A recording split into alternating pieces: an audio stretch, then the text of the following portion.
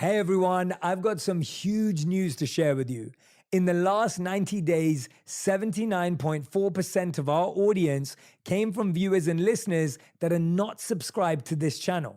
There's research that shows that if you want to create a habit, make it easy to access. By hitting the subscribe button, you're creating a habit of learning how to be happier, healthier, and more healed. This would also mean the absolute world to me and help us make better, bigger, brighter content for you and the world. Subscribe right now. The #1 health and wellness podcast. Jay Shetty. Jay Shetty. The one, the only Jay Shetty.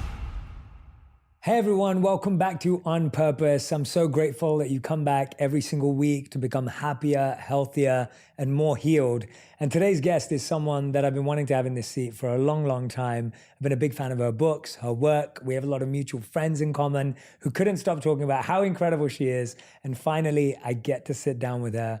I'm talking about Lynne Jackson, the author of these two incredible books, The Light Between Us and Signs, The Secret Language of the Universe. If you haven't read these books, I highly recommend you grab a copy right now. I'm so excited to talk to Lynne Jackson. Laura, welcome to On Purpose. Thank you so much. I'm so excited to be here in this space with you. Honestly, I mean it when I say that I love it when a friend says to me, Jay, I really think you need to have this person on your show. And I know them and we're friends and everyone speaks just so highly of you, your work, of course. Being exposed to your books was a gift to me. So thank you for doing the work that you do. And thank you for making time today and making space and energy to be here with me too. I'm so honored to be here. And I love that. I find that, you know, light seeks light and there are circles of friends that come together and I think expand our own connections, right? It's so beautiful, those chords of connection that happen. Absolutely. Well, Laura, I think today is going to be both educational and enlightening for all of us. And so I want to make sure that we really explain things to people if they're new to the ideas. And then I also want to kind of get lost with you because I have so many things that I want to ask and kind of co-create together. And so my first question is that you're both a psychic and a medium. Could you explain for our listeners and viewers what that means and what the similarities or differences are so that anyone who's learning for the first time is brought up to speed? Absolutely. I think it's so important to understand what that is. Being psychic and reading psychically really means that I am tuning into and reading what would be called an aura or an energy field that each one of us has. You know, scientists call it a biofield. People in my industry call it an aura. And really within that energy field is all sorts of information. Information about a person's past, present, future. I will see chords of connection between people here to people they love who are part of their lives. I'll see sometimes something I call soul cycles for the person I'm reading for when I'm reading psychically, which looks like a timeline, a historical timeline with lines drawn down. But the lines that are drawn down are important moments on that person's life journey, decisions they've made, people they've met, decisions that have found them that they had to have the courage to say yes to and open the door to and so forth. I might also see a soul cycle where they were locked into a certain time period of learning. Let's say from, you know, age 19 to 23, I'll see a soul cycle there. And it can be very interesting too when it has to do with somebody's past soul cycles, because a lot of times in lives, I think we lose perspective and might feel stuck. Like, I was stuck there, I was stuck in that thing and I couldn't make a shift or a change. But meanwhile, that was a period that they were meant to be locked into a certain soul cycle or lesson of learning. Maybe it was for them. Maybe they were the catalyst for somebody else to learn. So it can be really interesting in that sense. I'll see soul cycles that are coming from them for them as well. I'll see people in colors, which is a whole language of energy and meaning to me. I can see the maybe gifts they came here with, some of the soul challenges they were meant to face and what comes next. So all of that I categorize under reading psychically. Being a medium is very different. When I read mediumistically, what I'm really doing is I'm connecting with the consciousness or the energy of someone who's no longer in a physical body. And for me, that experience is very different. When I read psychically, I like to say I'm retrieving information. I'll reach out or I'll look. And when I read mediumistically, I just sit back and I receive information. Mm-hmm. It's very much, for me, like meeting all new people and personalities come through and information comes through. It's a very interesting experience for me too, because when I read psychically, I get this inner screen that kind of shows up in my third eye, inner mind. Kind of looks like a widescreen TV or like a movie theater screen. And all my psychic information always comes on the left-hand side, and all my mediumship always comes on the right.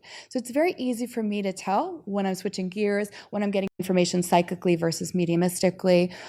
When I read mediumistically, what will happen for me is I'll see a point of light come in on my screen. And depending on where it comes in on my screen, can have a good sense of whom I'm speaking with.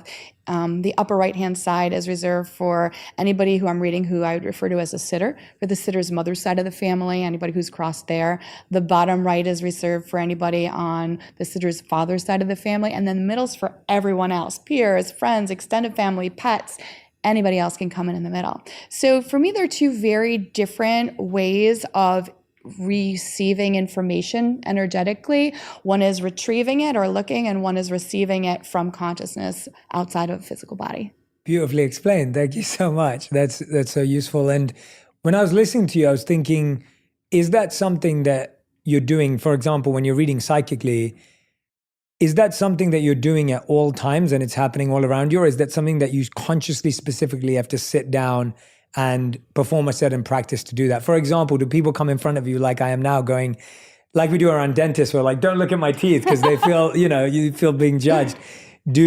Are you reading all the time, or is this a specific practice that has to take place? That's such a great question. Psychically, in terms of psychically reading, I always have my volume switch on, probably around a 3 or so. I can never shut that off. So I'm always receiving information in a way that we might not be used to, right? We're living in this materialistic paradigm of a world, and we're taught we have 5 senses, but I'm always reading energy, and it's very helpful for me. It helps me navigate my world and my life. I would never purposely psychically peek at anybody's energy. To me, that's very disrespectful. Everybody's energy is sacred, and it'd be like peeking at somebody's underwear to see what color they're wearing. I would never do that without permission, agreed upon. Could I do it? I suppose I could, and maybe in my, teens and early 20s, I maybe didn't honor it the right way, and I would kind of look and see what I could find out about somebody by reading psychically, but it's not something I'd ever do now. I think we all have psychic abilities, and for some, it's more pronounced than others, but I think people use them more than they know to navigate their worlds, and it's a beautiful thing. It's a gift we all have. It's there for the taking, but I do think we need to be respectful of it. So no, I would never purposely psychically read for somebody unless it was agreed upon. To me, that's a sacred thing. Mediumistically, though, that's a very different story. I keep my mediumship abilities closed like a bank vault unless I am actively sitting down to read someone. And the reason for that really is because I could read psychically constantly and I'll never get drained. If I were a cell phone, after 24 hours of always being on psychically, I'd maybe at an 89%, and then I go to sleep, right? Mediumistically, if I read for an hour, 2 hours, I go from being 100% to a 2%. And it's an energy thing. I can feel it. And if I overdo it or I try to push my limits by reading mediumistically a lot, I'll get physically ill. So I've learned to keep that door shut. But the psychic stuff always stays on. It does. Wow. Yeah. Well, I'm glad now I can relax. But no, it's good to know that. And I think there are a couple of things that I want to dive into in a moment. You mentioned 2 really fascinating things, and everyone who's listening, I will get to them. You said that we all have psychic abilities, so we will talk about that. I'm fascinated by that. You also talked about how you can read energy and you think it's useful to be able to do that. We'll get back to that. I want to start with, you just mentioned your teens and your 20s. You've been doing this a long time. When did you discover these abilities? What is that process of discovery like, from I have a sense to, oh, this is a skill? And what does that journey look like through, when did you discover it? And then how do you turn a discovery into a distinct ability, which is what it is today? I love that you're making the distinction between discovering something and then really honoring it and working to create it into a skill that can help others, right? So I think I was psychic since being a child. I would see people in colors. I would very quickly understand if somebody had this kind of blue aura to them that day. I could get along with them. It'd be great. If they had red, frazzly energy, I'd avoid them. I would feel what other people were feeling. That's called being an empath.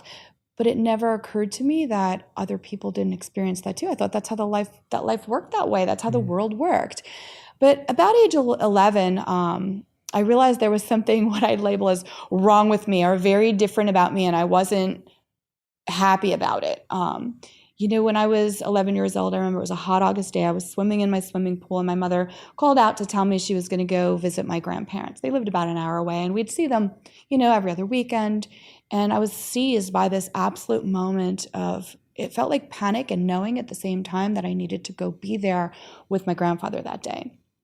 I'm soaking wet in the swimming pool, and I'm like, Mom, you have to wait for me. And she's like, Laura, are you kidding me? It's like school starts in a week. This is your last dog days of summer. You're in the swimming pool, really? And I was like, I need to come with you. My brother and sister were in the pool too. They didn't get that psychic download, so they stayed and swam. Quickly changed, went to my grandparents' house, and I had the most magnificent day with my grandfather. It was just the two of us. We were laughing and joking, and he was such a beautiful force of love in my childhood, such an important person in my soul. And when it was time to leave, I remember hugging him and saying goodbye and that I loved him. And that was the last time I ever saw him alive. 3 days later, he was diagnosed with advanced leukemia, was sent straight to the hospital, and he died within 2 weeks. And in those days, unless you were 16 years old, you couldn't go visit someone in the hospital. So none of us got to go see him. And I remember being really haunted by that knowing, because what I quickly realized is what I had felt in the pool that day, that download of absolute knowing, was that I knew I needed to go be with him, and that I knew on some very deep spiritual level that this was my last time seeing him and that he was going to cross.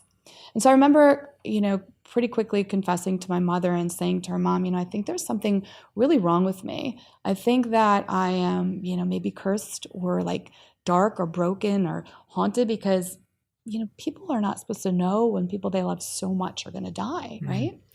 And she said to me, oh, Laura, and I don't know what I did this lifetime to get the mother I did, because she's just extraordinary. She said to me, Laura, no part of you is broken or dark or haunted. You just have an extra ability, is all. And then she confessed that this ability had run in our family for generations.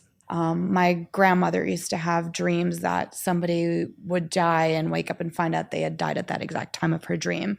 When my aunt was younger, right around age 11, the phone rang at my grandparents' house, and my aunt blurted out, oh, it's Germany calling to say that my uncle's died. And she didn't even know she had a distant uncle there. Sure enough, it was relatives in Germany calling to say that my grandmother's brother had crossed. And, at the time, she was told, we're never speaking about this again. It was something that was kind of hidden. But I think in that moment, my mom gave me permission by telling me no part of me was dark or broken or cursed, and that I was meant to embrace this. So then I was like, great, I have this ability. I'm part of this club that I wasn't sure I was happy to be part of, but I was part of.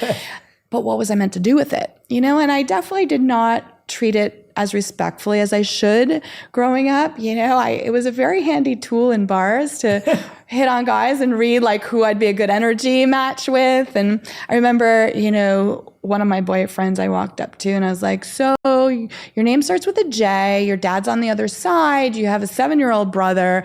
But I told him all this stuff about him. He's like, are you a stalker? And I'm like, no, I'm just psychic. It's just normal.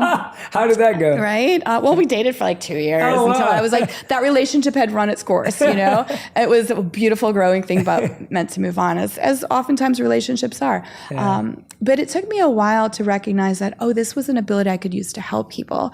And I remember one of my sorority sisters in college was really stressed and really upset about graduation, to the point where she couldn't think about anything else because she had been dating this boyfriend and she didn't know what the future held. And so, all my friends knew I had these abilities. So she came over to my house one day and I sat down and I did what would be called a reading for her. I said, you know what, you're going to end up marrying your husband. You're going to have 3 kids.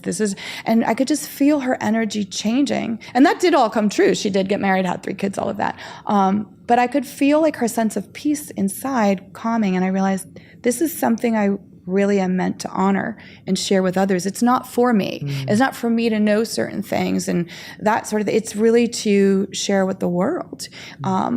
And it took me a while to really honor it in the right ways. And then my journey led me to want to help people in grief. I spent 20 years as a high school English teacher, and I did this in secret. And I tested for an organization called for the Forever Family Foundation in 2005, where I had to go get I had to go to a hotel room and there were people set up at different stations. I had to just give them readings and they couldn't say a word. They just had to score me. But if you passed, you could help people in grief. And I really wanted to help parents who had lost children volunteer, right? And so I passed their tests. And that's when I think I really started honoring this in the right and most respectful way. And I would just volunteer a lot, and I'd go on grief retreats and I'd help connect people here on earth with their loved ones who had crossed, and also teach them that they didn't need me in order to do that. And that's when I think it really became much more of a skill. And then I wanted to work with scientists as well, because I think this field is so disrespected. I get it, it's certainly woo-woo. And I think it's really interesting because a lot of the top universities have had these psi labs, these labs that explore psychic abilities. Princeton had one, Harvard's developing one, UVA still has one.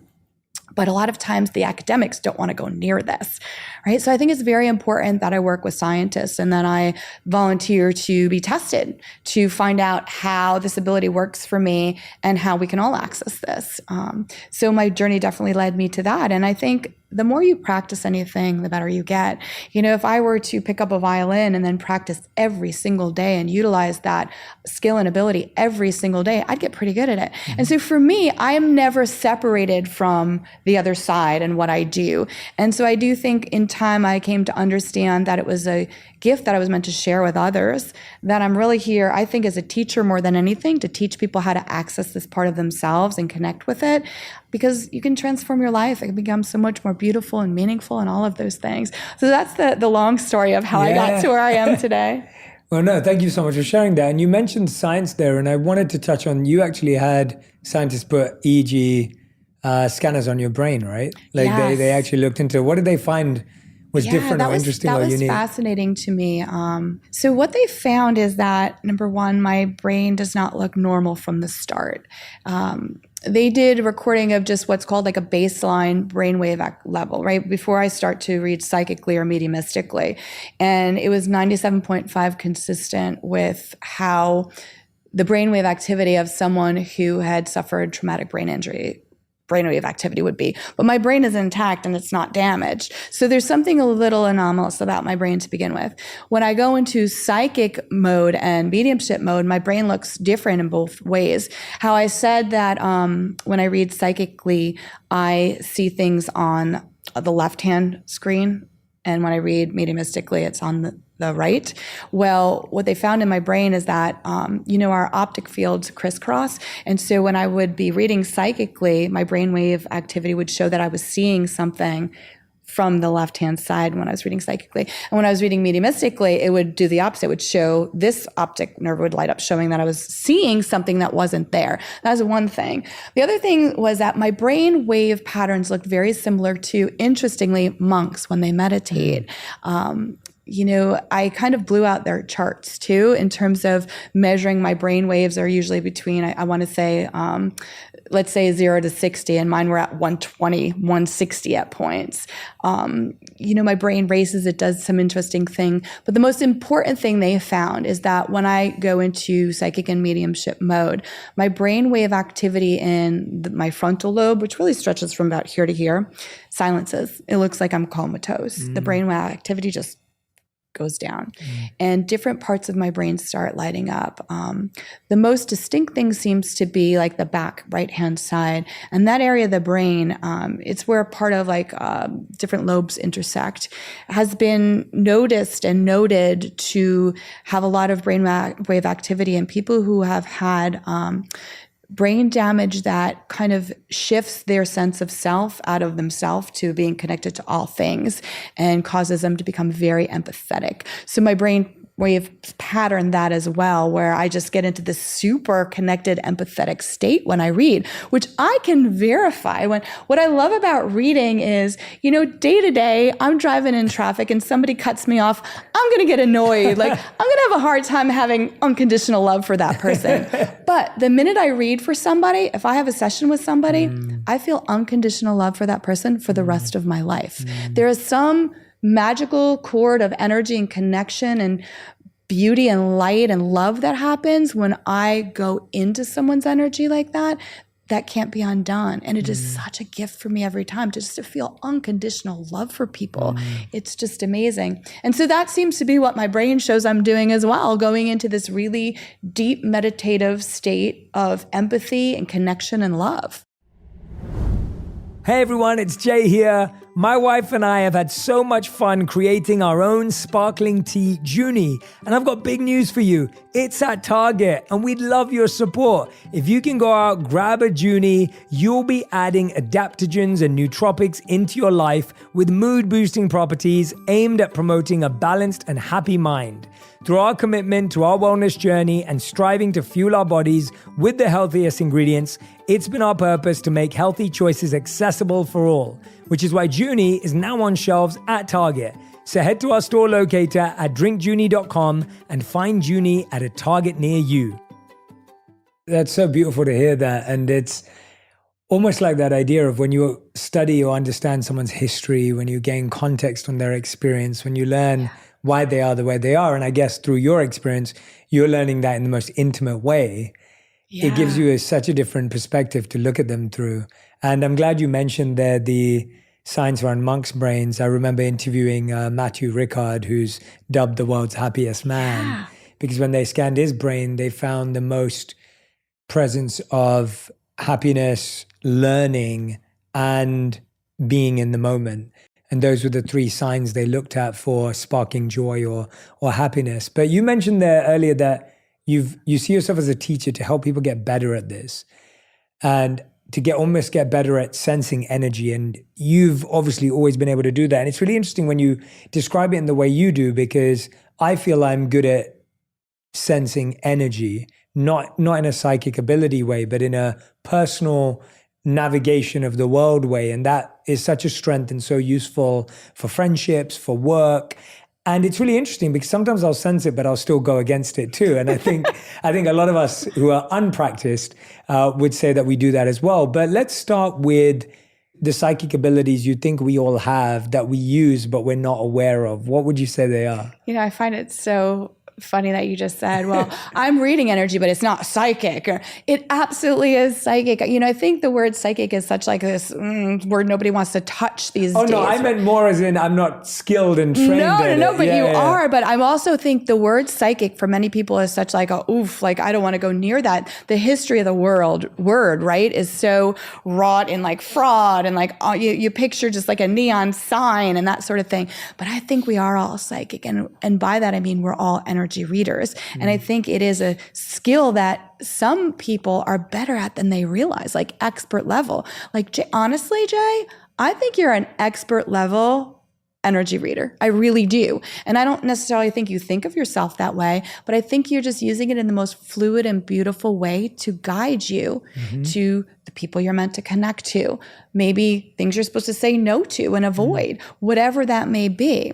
I love that you brought up the studies on Matthew Ricard. Yeah. I remember reading that chapter in your book and saying, oh my gosh, this is so similar, because one of the ways they measure happiness, right, is by looking at gamma rays increasing. And so that was something really interesting when I do readings too. My gamma rays go off the charts.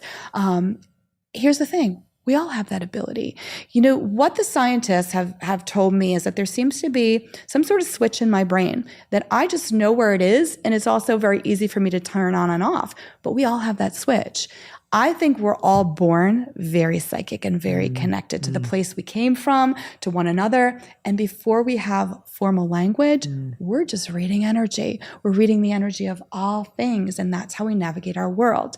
Then what happens? Well, usually between around age 5 to 7, we start formal schooling and we get very locked into the frontal lobe of our brain, because here's what the frontal lobe's in charge of: analytical thinking, critical thinking, math skills, language skills, all the day-to-day stuff we need. And when we come to school, we learn and we just get stuck and tracked in that part of our brain. So it's really just reintroducing ourselves to that pathway back into our knowings, our deep connection with what I call the other side, with energy, with understanding how to access it. And the most important thing is is learning to honor it. One thing you said is like, I'll get these, knowings, or I'll read the energy, but sometimes I go against it. That's so true for all of us, There are so many different ways we might get information psychically. I always talk about our psychic toolbox that we're born with and will never leave us. We just have to learn to reaccess.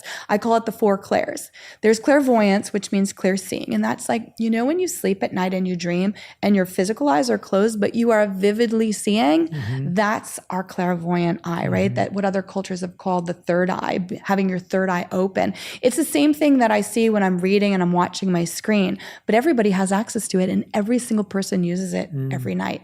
Interestingly enough, too, the only time that our frontal lobe goes offline is when we sleep. So every night we have this incredible opportunity to connect spiritually. How many times have you heard somebody say, you know what, I'm going to sleep on it, and then they wake up in the morning with clarity? They don't know where they've been or what's happened, but they all of a sudden have clarity. We are recharging much more than our physical bodies when we sleep. But clairvoyance is definitely one of the abilities. And I've heard a lot that people who practice yoga, when they will be doing yoga poses, will all of a sudden get flash images in what they call their mind's eye. That's our clairvoyant vision coming. Clairaudience is another one. It means clear hearing, and it's when you hear a thought that's not yours. We all have subtext going on in our minds every day, our own personal narratives, the stories we're telling ourselves about our own lives, and that's a whole other discussion about how to shift that into the positive and how important our thought energy is. But clairaudience is when you would hear a thought that would come to you that's not yours. It could be the voice of a loved one who has crossed. It could be guidance you might hear from what I'd refer to as a spirit guide. Other people would call a guardian angel, telling you yes or no or to do something. It's very rare, but some people, will have those moments of clairaudience and then they'll ignore it or dismiss it because it's so weird or it doesn't fit this materialistic paradigm. There is claircognizance, which most people have and can identify this. This is clear knowing. It's when you all of a sudden have this just download of absolute knowing or information, and there's no way you could logically explain how you know it. Maybe you're driving and you're like, I'm not going to take the short way home. I'm going to take the long way home today. And you do it, you honor it, you get home to find out that there was some accident that closed down the road you wouldn't have known about. Claircognizant knowings can happen when you meet people. Like, I know I'm meant to know that person or be on their path, or maybe I'm not. It can be about switching careers. It can be about moving. A lot of times when we get claircognizant knowings, they're counterintuitive. So we'll argue and we'll like wrestle with it, with what, meditation teachers call that frontal lobe, which is the monkey mind that chatters and chatters, right? And so we'll wrestle with it and try and reject that. But it's so important to, I think, honor our claircognizant knowings. And then the one that everybody has, but some people's volume switches are at like a 1 or a 0 and other people's are at a 10, is clairsentience. And clairsentience means clear feeling. It's all about reading energy. It takes place right in our solar plexus area. We actually can feel energy there, which is a lot of reasons when people say, oh, I have such a strong gut feeling on that. It's because they're being cognizant of that feeling they're having in their stomach and their solar plexus area of reading energy. So, that can be such an incredible tool when we meet people for the first time. We don't just meet them in the 3D, we meet their energy, and we're going to get an instant read on it. And people who are very open clairsentiently and have purposely open to that, right? They will feel one of 3 things. They will either feel neutral, like, okay, this person's okay. We're just kind of passing each other in the stream of energy and life. Or they might feel what I call an allergic reaction to the person, which is less about judgment and more about not my cup of tea, not on my highest path, I need to avoid. Or, and this is interesting when it happens, you might feel this magnet pulled to the person that you just can't explain how you know it. Like, I need to know you. I need to be your friend. We have a shared journey to get, whatever it might be. And, that might prompt you to do some things that might be a little awkward by today's, day and age. Like when I've met people that I've known have been put here to be, let's say, one of my closest friends, I have literally gone up to them in very awkward ways. When I was 13, I went up to this girl, Gwen, and I was like, hi, I'm Laura, and we're meant to be friends this lifetime. And she's still one of my closest friends decades later, right? I did it with another friend, Stephanie. Like, I'll just have these knowings, but it's not just unique to me. We all have them. I think it's so important to trust our clairsentient pulls. You know, the other gift of being clairsentient is you can feel the energy of places. So when you travel, you feel the patina that's there. And when you see art or experience art, you're diving into that in this beautiful way. So those are the abilities. That's the psychic toolbox that's available to all of us. We just have to be reminded of the pathway to get back to that, because we couldn't be separated from that if we tried. That's so beautiful. Thank you so much. And that's so clear as well. I love the way you've laid out our psychic toolkit, and it resonates. I was listening to you and thinking, I've often said, when people have said to me, like, why do you think you've been able to do certain things that are considered risky or difficult at different times? And I've always said, because I started listening to my inner voice when I was 14. And when I was 14, it was really loud. And I remember, and as you're talking about school, I remember school was developing and my parents were guiding me into subject matters.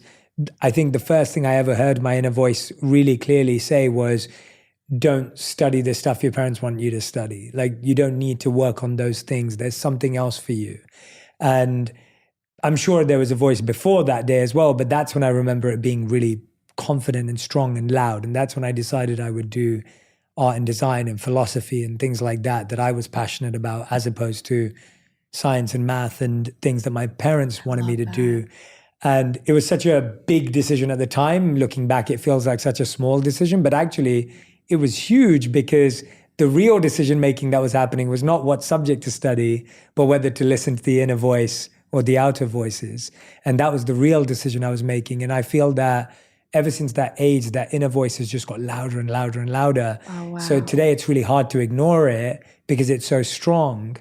And so when I joined the monastery, it was the inner voice. When I left the monastery, it was the inner voice. When I tried to pursue this path that I'm on right now, is the inner voice. And even till this day, I just have to find, it's what you said though, I have to still keep reconnecting back to it, because it's so easy for it to get made weaker, just as easy it is to strengthen.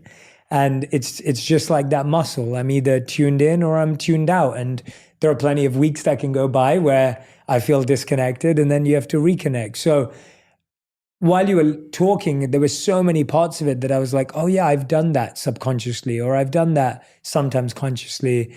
And even when you were saying a sense of knowing, it's really interesting to me. There are people in my life today in the same way that I have gone up to and said exactly what you just said, where I said, we're going to be friends. And I've been friends with them for years and years and years. And they find it funny as well now. And they've started doing it with other people that they feel connected to, because they saw that I wasn't scared or shy of the rejection or the awkwardness or the weirdness that may develop. What do you think you gave a great example there of school and that frontal lobe, which I think is such a great explanation of the activity of the frontal lobe and the focus there.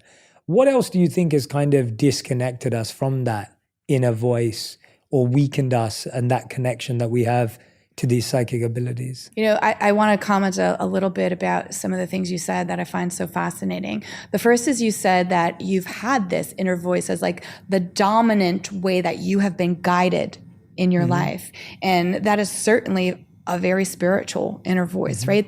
That's what I'm talking about when I'm talking about clairaudience, which I have to tell you too, is the rarest of all of them. I meet very few people who are actually cognizant of it and have owned it. So I find that fascinating. I'd love to hear in a little bit too, like what you think that inner voice is, right?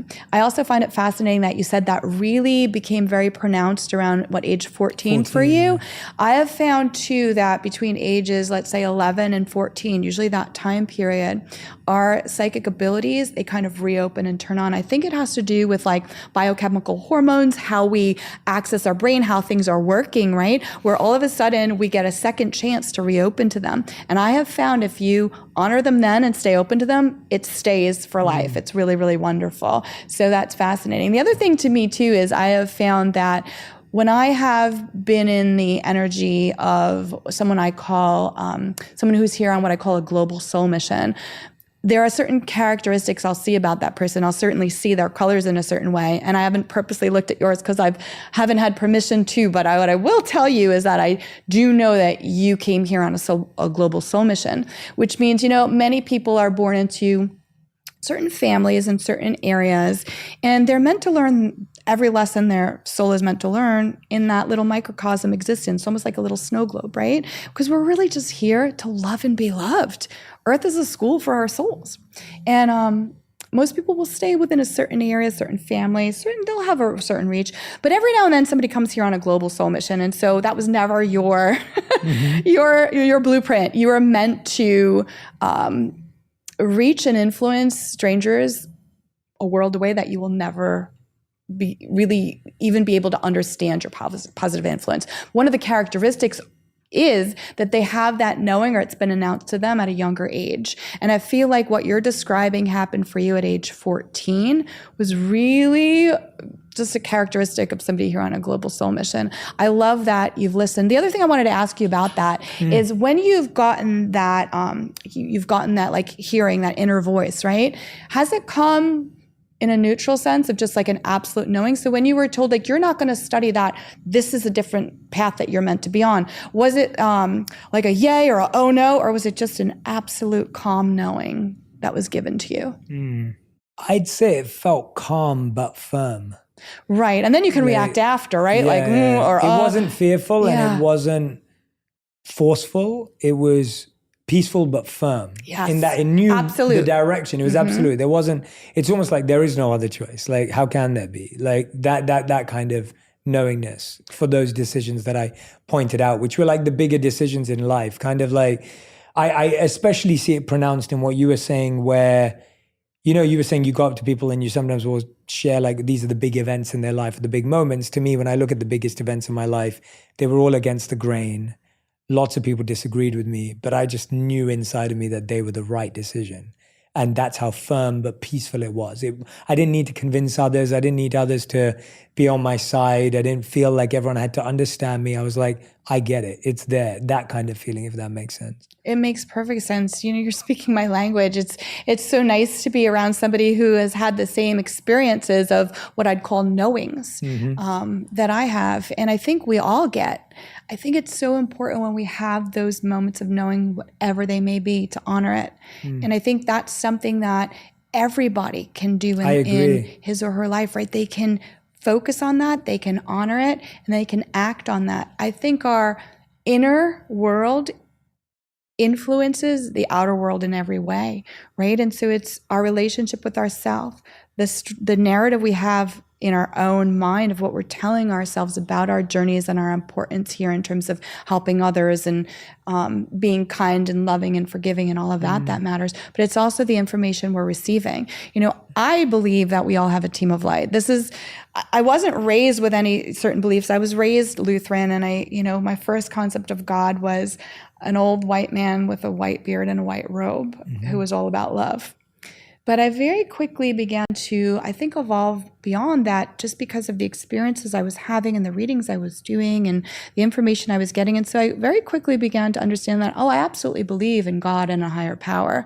And it is this source of just love and light and connection between all things that is inherent in us. We are part of, we couldn't be separated, and can guide us in the most extraordinary ways into our highest way of being here, right? But then I also began to understand that we each had a team of light, and God was one part of that team of light, and the other part was what I call spirit guides, which throughout time and history, different religions have called guardian angels. This realm of angelic being consciousness, call it whatever you want, that guides us and mentors us.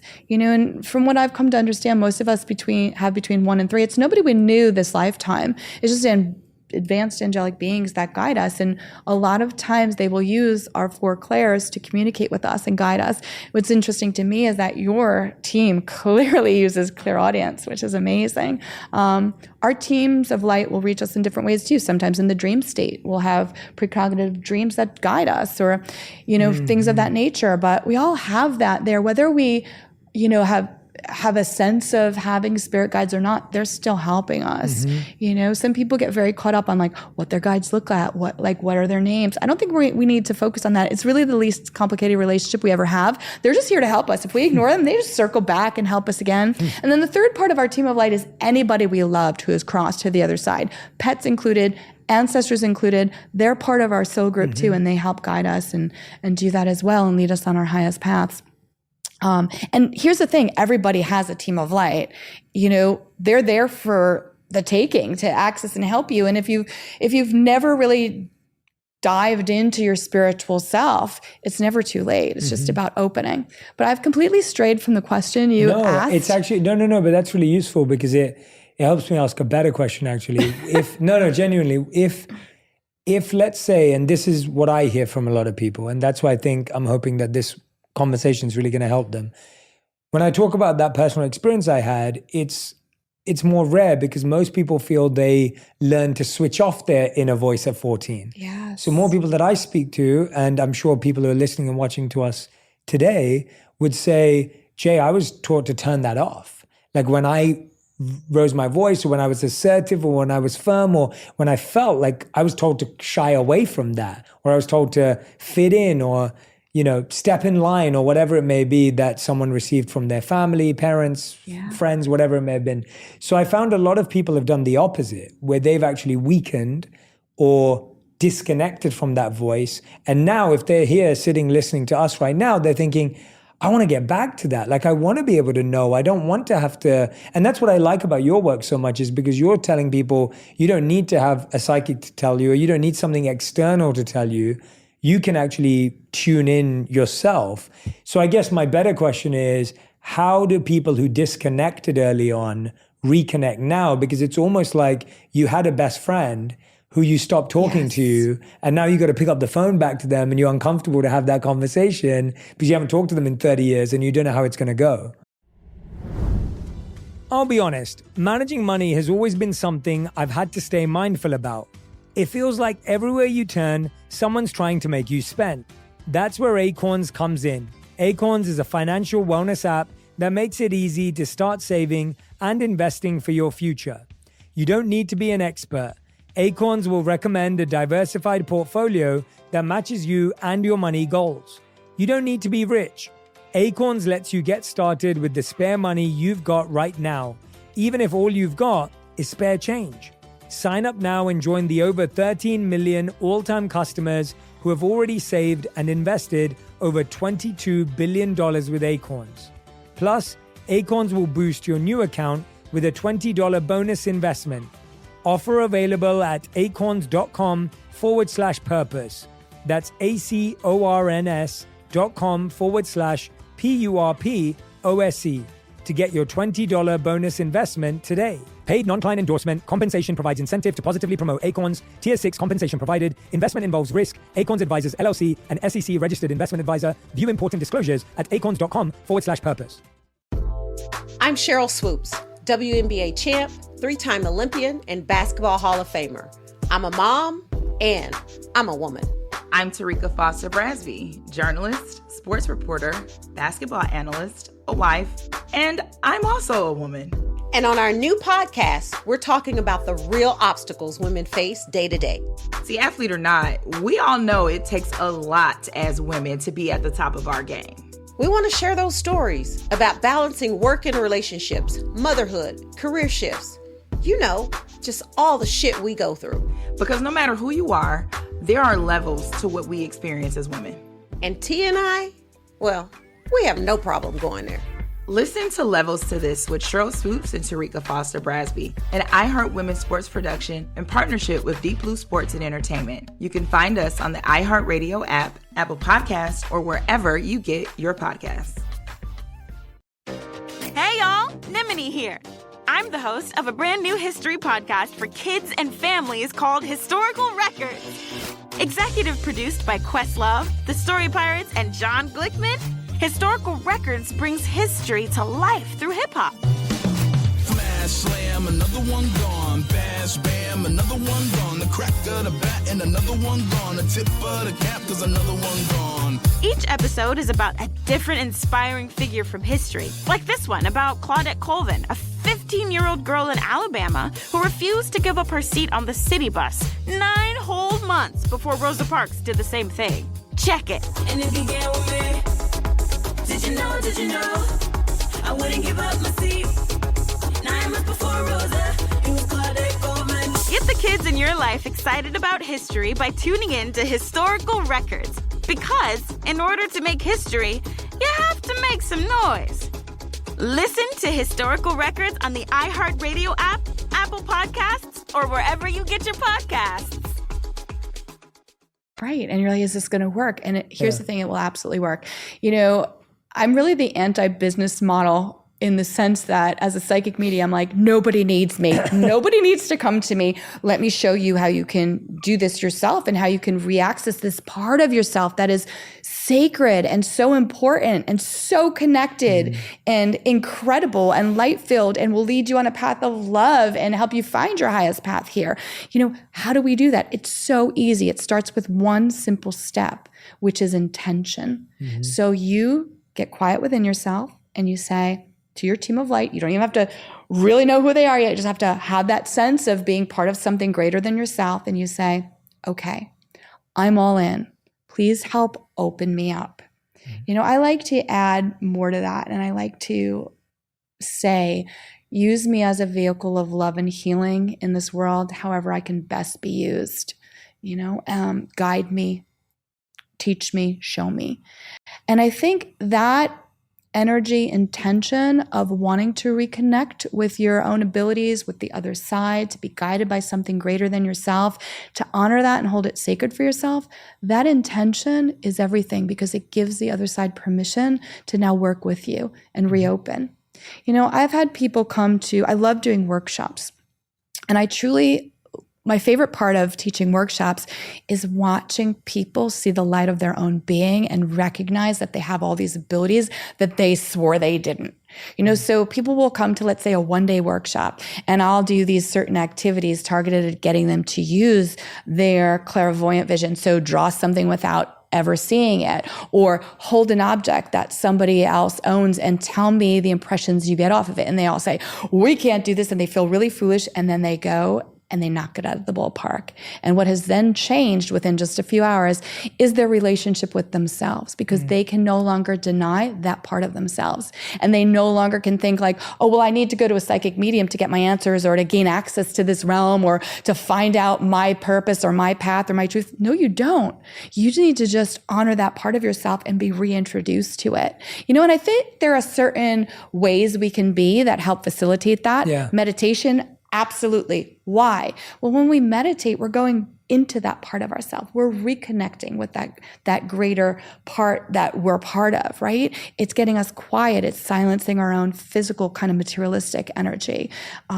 Surrounding yourself with people whose energy you love and who lights you up. Energy is kind of like a lake right at the top. It's like the sun is shining, it's sparkling, it's clear and beautiful. You go down darker, deeper, colder. There's all sorts of slimy things down there. You don't want to be near it. Well, stay with people whose energy is at the top of that lake. There has been research done too that shows that when you are open to the fact that you're connected to something greater than yourself and that these psychic abilities are very real and you can access them, they happen more frequently. And that when you are around people who share those beliefs, it unfolds in tremendous ways. And this has been studied. So just having that belief and being open to it is going to have it happen to you more and more and more. I think then we start to recognize these synchronicities that begin to appear far more frequently, these meaningful coincidences that aren't coincidences at all. You know, everything that is happening to you is always happening for you. You are always being guided into meeting people, maybe facing a soul challenge that is going to help you grow. Maybe saying something to a stranger or smiling at them and changing their whole day in a way that you couldn't understand. So it's really just about, I think, overcoming two things: fear and then trust, right? We have to overcome the fear of, I don't really have this ability. I can't do this. I need to depend on somebody else to show me how. And this isn't going to happen for me. So many times I will have people say to me, you know, I read signs and I decided I wanted to ask for a sign, but I was so scared that I was going to ask and not get it that it took me 2 weeks to finally do it. And then I got it because they were so afraid that they were going to be foolish in the sense of believing this could be true, trying and then being let down. You will not be let down. Trust in your abilities. So overcome the fear and then trust in it. A lot of times people will have these really amazing moments of connection, psychic connection to something greater, receiving a sign, having a synchronicity, thinking about somebody, and then they call, whatever it might be. and they'll be really fearful to share that experience because they're almost fearful to embrace it, but they're also fearful about being laughed at. I can't tell you how many times, especially when my first book came out, people would come to my events or come to my signings. What they really want to talk to me about is they'd want to share an experience that they had that was so magical and sacred and such an incredible connection, right, with somebody they love on the other side or being guided in a certain way. And they came to share it with me because they knew I was a safe place, that I wouldn't laugh. And I would always say to them, this is beautiful. Have you told other people about this? And they're like, no, I haven't, because I didn't want to get laughed at. But here's what would happen. People would start to share their stories. And instead of being laughed at, the person they said they shared it with would say, oh my gosh, that's incredible. I had a moment like that in my life too. Let me tell you about it. And it would unfold this beautiful, beautiful history of like this magical moment of connection the person had. And that energy is contagious, that light energy, that positivity, that knowing that we are connected to something so much greater than we can even fathom, that we are so much more loved and guided and protected than we can imagine, changes your life. It makes things miraculous. And when you have a mindset of being open to that, of saying, I have these abilities and I'm so excited to explore them and embrace them, send me the people, the books, the situations, the lectures, the shows, the experiences I've met that are going to help foster that in me, you're also connecting and giving permission to your team of light on the other side to help do that for you. I think it's just beautiful and magical when we do that. So nobody needs me. Nobody needs anything prescriptive. All a person needs is the intention that I want to open to this and I'm willing to explore this. You know, my guides have always told me, be open. That's my mantra. Like, be open to what is brought to me, be open to the experiences, to the people, to wherever I'm guided. And then also trust the energy you're picking up on, right? Trust that. That's all anybody ever needs to do. Everybody has a purpose. Everybody came here programmed with such unique and special gifts that they were meant to find, honor, and then share with the world, right? And then share with others and help other people do that. You know, that's true power to me. It's when we find what we came here gifted with, we honor it and share it, and we help others rise. I think this materialistic world often sends us the wrong message that power is, you know, this false power I actually see, which is power over others, right? Oh, have people envy you or be able to control people or be able to do this. And that's not what power is. Power is helping others find their light and shine it and share it and rise together. Yeah, I think you brought about two really beautiful points in fear and trust, which is what either blocks us or opens us to these ideas. And I think that what would be really interesting to explore with you is, how do people know the difference between, and maybe what you're answering is somewhat, maybe you don't need to know, but I guess the difference between infatuation and then a deeper frequency connection. So like, we've all had moments where we're like, this is my person, this is the person I'm going to spend the rest of my life with. And we feel like we know. And either that person doesn't want to be with you, and then you're like, well, no, how can they not? They're my person, I know. Or there's the other side of it where they do want to be with you, but then you get bored or that feeling goes away after a couple of years or maybe even less or more, whatever happened. So I find it's really interesting. Do we need to know the difference between infatuation and a frequency connection? Or is the experience of the infatuation part of the journey we're meant to go on anyway? I love this because we're getting into the topic of love, right? Which is really what we're here for. We're all here to give love and receive love. And any opportunity we have to give that or receive that, that's it. It's that simple. That's the meaning of life, right? But now we get into like romantic love and what does that mean? And we can even go into the concept of soulmates and what are they? But let's stick right now with infatuation, that sort of love, right? It's almost as if a button's been activated in us that's like, this person, pay attention, this is really important. And we can feel this magnet pull to that person. What does that mean? It can be confusing. Well, here's the thing. There is so much going on behind the scenes on this spiritual energy grid that is unseen, right? So your soul and that person's soul may have a soul contract. You might be part of the same group. They may be a soulmate. You may have agreed to be here for a set amount of time, like you spiritually contracted to be together for X amount of time, and then you'll need to re-sign the contract. But at any moment, both of you have free will. Now, here's the thing. We are always at all times a three-part equation. We are spiritual light energy. I mean, that is literally what we are. When scientists look at this too, and they break down your body, like they break down the body systems to the cells, to like the, protons, and they split things apart, what we are just streams of light that behave cohesively to come together to form cells, to form body systems. So we are made of light, right? So we are physical light beings stuck in these physical bodies. It kind of feels like a sausage full of stuff, never feels fully comfortable, right? So that's the two parts. And then the third part, and this is the most important part, our free will. How we steer the ship of our spiritual light soul in our physical body, the choices we make, the decisions we make. That's where it gets tricky with infatuation and love and all those things, right? Because every single person has free will. Sometimes people will meet, one person's soul will kind of have this inner conversation with that person like, whoa, that person, if I want to be with that person, I'm going to have to do the really hard work this lifetime now. I'm going to have to really face my fears. I'm going to have to work hard and grow my soul. I'm going to have to learn about self-sacrifice. I'm going to have to learn about like what it really means to love somebody and to give to somebody without, having conditions. Am I ready for that? One person's soul might be like, I see it, but I'm not ready for that right now. And they'll leave. And so the other person's like, but we're supposed to be together. You're my soulmate. I feel such a connection. They're not wrong, but they can't control the other person's free will. Right?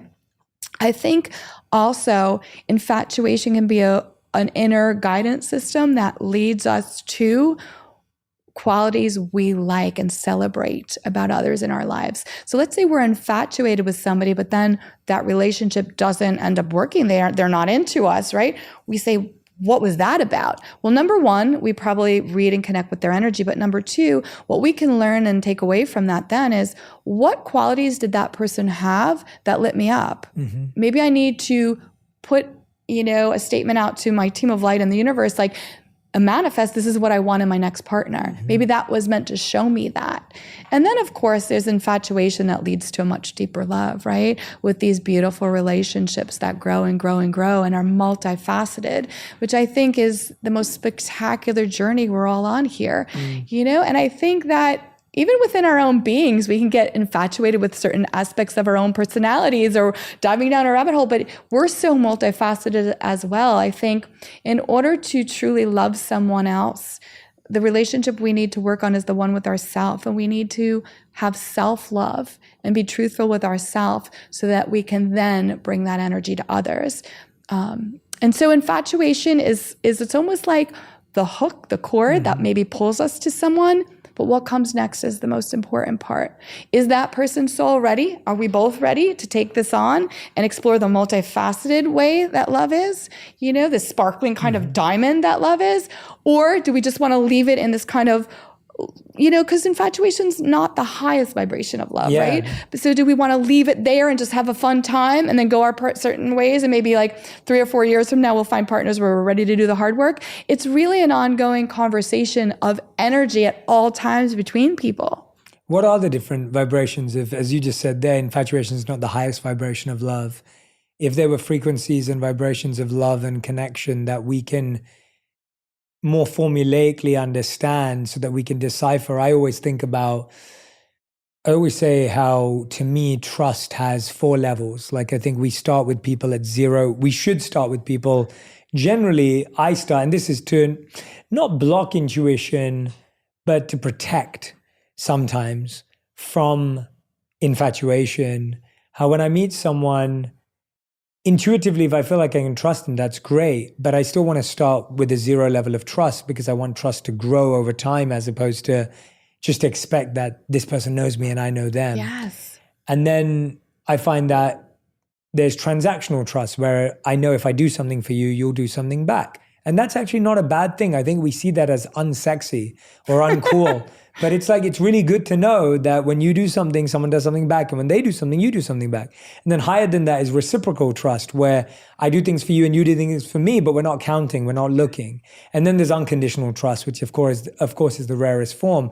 When we look at frequencies, or as you said, vibrations of love, and I love that you said infatuation's a lower form. I'm also intrigued by what happens at the opposite, because I think a lot of people today are on the dating apps, they're going out on dates, they're connecting online, but they're like, Jay, I feel no connection. Like I'm feeling no energy now. And I think that's becoming more and more common, where people are coming back from dates or even meeting people and they're like, Jay, I just don't feel like anyone has the energy I'm looking for. Where's that coming from? Is that people struggling to express their energy, or is that because you haven't found the right person yet? There's so much I want to dive into. Let's do it. Let's dive into all of it. Oh my gosh. Yeah, Okay, I'm going to start with the last thing about, let's say somebody is on a dating app or they're going on dates and they're not feeling a connection. Well, I will tell you this. I have done readings before where I've had to say to people, and let's say it's a girl in her early to mid 20s who just really wants to find her soulmate and get married. I remember saying to somebody first, you're going to meet this person in about 3.5 years. I gave the name. I didn't they gave it to me. And this is your path. And she was so upset. She said, what do you mean? 3.5 years? I'm just going to waste my time for 3.5 years? What? And I'm like, this is how it is. Well, it turned out this all came true. This person had been married to somebody else at the time because he had a soul contract with that person's soul. They were working it out. They finished their soul contract, had grown as much as they could, were meant to be released from that marriage, went on, met this person, and she was meant to be with him. Sometimes if something's not working out for you, it's because the universe is working for you, because your soul and someone else's soul might have a meeting point that's coming up in X amount of time, and you're gonna need to be patient. But here's the most important thing. In that time, in what I call the waiting room of like wanting that so badly, waiting for that relationship, if you get to the airport early and your plane's delayed, are you going to sit in the waiting room and stare blankly at the wall and just go into this place of low vibration where you're angry, feeling like the universe is forgetting you, become bitter, you just twiddle your thumbs and you look off and you just stomp around? Or are you going to be like, how can I utilize this time? How can I be creative? Or what can I read? Or who can I meet? Who am I meant to meet right now? And utilize that time in a positive way. You're going to shift your whole energy. So a lot of times if we're stuck and we're not meeting somebody right now, it's because you're not supposed to meet someone right now. One of two things is usually happening. You're first meant to do your inner work to elevate your own, you can call it a vibration if you want, to get clear and shiny in your own energy. So that level of lake energy I'm saying, you're going to meet all the people on this vibration, not the fish swimming around on that vibration. Because if you have not cleared your energy and gotten clarity and like really stepped into your own light energy, you're not going to match with somebody of the same energy. And you can look at just like sound and vibration studies of this. If you play a vibration and something else is tuned to a different vibration, it's not going to resonate. If you play the right vibration, it resonates. It's drawn together. People's energy is like that as well. We have to trust in that process. So again, I think we're going back to trust. Because either the narrative we're telling ourselves is, I'm forgotten by the universe, there's no match for me, I'm never going to have love, on some way I must be unlovable, I hate my circumstance, whatever that is. If we're telling ourselves that narrative, we're making that our reality. But if we're telling us a very different narrative, nope, I trust the universe. And I trust that there is a divine path set out for me. And my job is to be open and be able to recognize it when it gets here, and to be patient, but to not be bored, to fill myself up with being vibrantly engaged in life, so that when this comes to me, I'll recognize it and I'll match it. It's telling ourselves a very different story, not one that we're forgotten and we don't matter, but one that we matter in extraordinary ways, and that we are being guided into our highest path, and that there is a relationship waiting for us. And I think that changes everything, right? I think shifting our own vibrations too, will help bring relationships of a higher love level to ourselves. The best thing we can do here is dwell in the currency of gratitude, forgiveness, kindness, and doing things for others. And that can be in a very small way or a big way. If you don't feel like you've got a lot of energy in your tank and the most you can do for others today is smile at a stranger in the store, go do it, because it's going to matter. Every action we do matters. Every thought we have matters. It either puts darkness into the world or it brings light in, right? And so it's about giving back to others. When we get in that frequency of gratitude, love, forgiveness, kindness to others, we are going to match with people of that frequency too. So you know what? If you're in a kind of negative energy space, you don't want to meet somebody right there, because guess what? You're going to meet somebody else in a negative energy space. Be patient. Work on opening yourself. Trust and be guided. Here's the thing. Nobody's in this life alone. We don't come into this world alone and we don't exit alone, right? We're greeted. We come into this world surrounded by other people. And when we leave, we're greeted by a team of light on the other side. A lot of times our pets will bound up to us, etc. So even when we're here, we're not alone. We're always connected to the other side. And you can ask for help from your team of light. Say, I'm really excited to meet this person or have this love enter my life. Please show me and guide me, and then surrender it. Because doing that is also allowing yourself to understand that you're part of something so much greater than yourself and that you don't have to micromanage it all. Let's say you're in a relationship right now and it's feeling stale or it's feeling stuck. Well, that's a really good sign that you need to grow and your partner needs to grow. And it's time to like dust off the cobwebs and become a better version of yourself. And you don't need to wait for your partner to be the catalyst for that. You can jumpstart it for yourself. You can go start doing things that interest you. Shift from a negative energy space into a positive, because the people we're connected to, it will pull them up as well. And it will help you understand what you're responsible for versus what they're responsible for. So I do think that there are many different facets to all of our love relationships, right? And I definitely think that the highest is unconditional love. You know, it's I think feeling this sense of wanting peace and joy and for a person to be surrounded by love independent of your role in any of that. I think feeling unconditional love for somebody is the gift in and of itself. You don't even necessarily need to be unconditionally loved back. When we get to that state within ourselves, we have created this nirvana, this heaven within ourselves of being in that energy, of feeling that for another person. It's everything. Yeah. I think it's so interesting. You've mentioned peace so many times, and I feel peace is so underrated. We think of pleasure, we think of joy, we think of happiness, and we don't really think about peace, even though it's such a beautiful place to live and a beautiful way to live. I think if we sat there for a second and we thought about it and we thought, wait, do I want to be peaceful or do I want to be, something else? I think peace would probably win if we really sat and thought about it. If we thought about the best times in our life, it's when we felt peaceful and still. And that's almost the energy that's needed to connect to that. I think the infatuation, I think the initial attraction, that almost comes as an unpeaceful energy. It's kind of impulsive. That's such a good point. Right? It's kind of fast. It gets it's your impulsive. attention, It gets though. your attention. Yeah. But it's not peaceful. And we then start likening that feeling to being in love or to feeling connected. And when we're peaceful with someone, it almost feels awkward or it feels boring. And it's just because we're not trained to understand the value of peace. But in all the work that you do and all the work that I'm thinking about, it's like, I know that when I'm at my most still and my most peaceful, that's when I'm most connected, when I feel most aligned and centered. Obviously not when you're running around. I'm just thinking out loud about that idea of how people can notice the power of things we've not been trained to notice, right? We've been trained by movies and music to be trained to see speed and impulse and immediacy as attractive and cool and beautiful and powerful.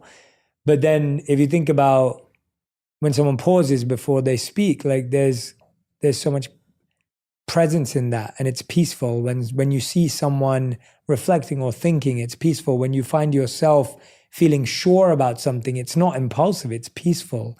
But we've just not been trained to appreciate peace in that way or stillness in that way.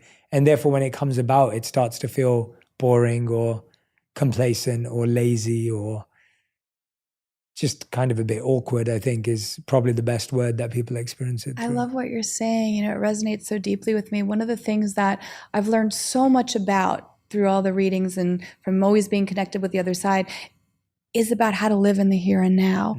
And I think that peace is underrated. It absolutely is. And we're not taught to pay attention to it, right? I think our society and our world's like, be aggressive, go out and do this, woo-hoo-hoo. Be noticed, like blaze trails. And I think there's great energy around that too, right? Creators and being creative and change agents of the world and doing all that is phenomenal, but all of us are multifaceted within ourselves. And if we don't create space to honor the peace within ourselves, our own beings, we're not going to know how to identify and honor it in our relationships with others, right? And as I've, grown and because every time I read, I'm a student and I'm learning too.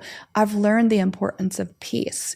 And that peace comes in a very calm way. Like a lot of times people say to me, how can I tell the difference between psychic information and anxiety? And I say, that's a great question. I'm like, well, anxiety is like the opposite of peace, right? And if you have anxious thoughts of fearful things happening, that is anxiety. Like that's fear. That's fear generated from the monkey mind. Because if you get information that's going to help you avoid a situation or inform you about a situation coming up, it's not going to come through in a frightening way. It's going to come through in a very neutral, almost like peaceful knowing, right? So it's like learning to release anxiety and go into that state of peacefulness. And I think a really great question everyone can ask him or herself is, what brings me peace?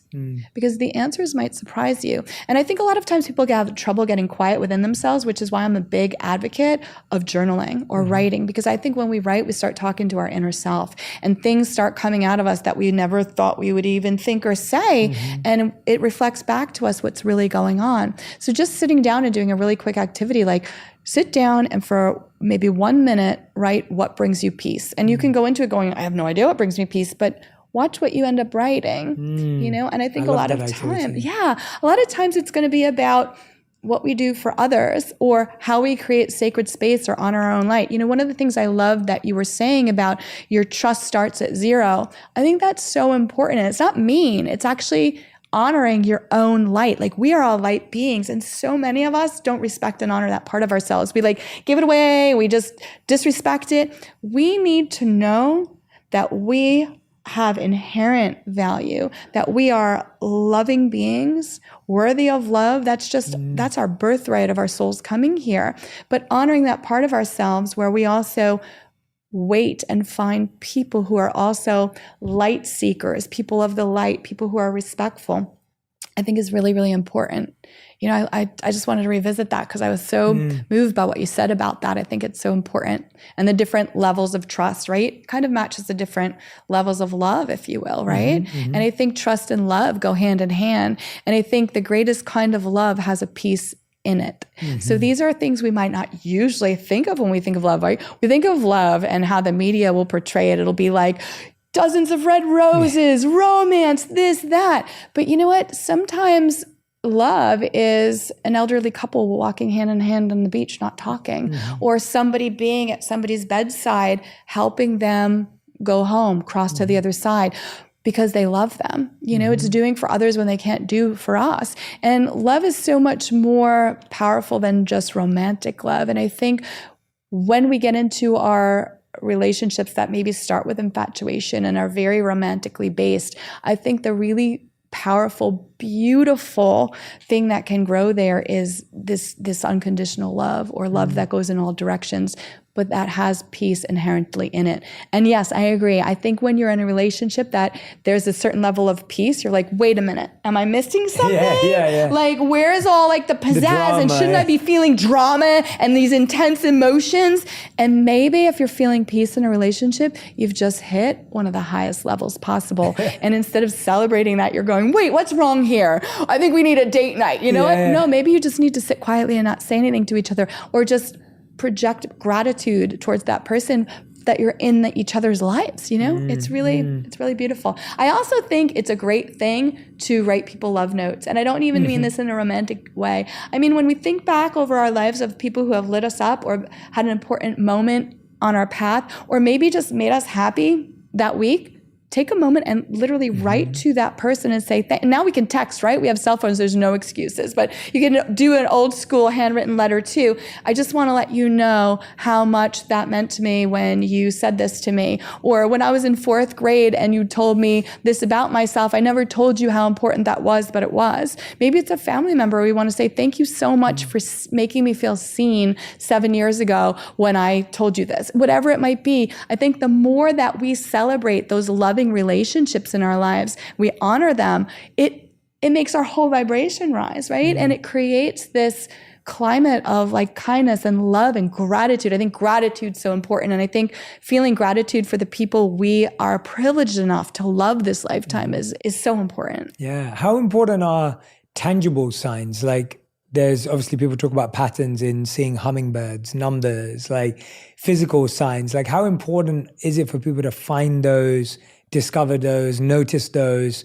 And a follow-up question to that is, actually, I'll save it because we both, yeah, let's start there. Let's talk about signs and how important signs are. Signs are important because they can transform your life, like in extraordinary ways. I always say to people, listen, you don't have to believe what I'm saying about what I've learned about us being loved and guided and watched over. Why don't you just open up and try and experience it yourself and make it tangible? I mean, we are stuck here right now. I mean, stuck, but I don't, right? Our souls chose to be here in this materialistic world right now. Being here is a gift. But we are in the materialistic world, and there's all sorts of energy around us that's unseen, that's there, that we pick up on, that we don't have tangible proof of. So why not marry the two? Why not ask the other side, or teams of light, the universe, to send us tangible signs so that we can see proof and glimpses of that connection? And it will happen. There's a language around us at all times that has been guiding us, showing us, teaching us.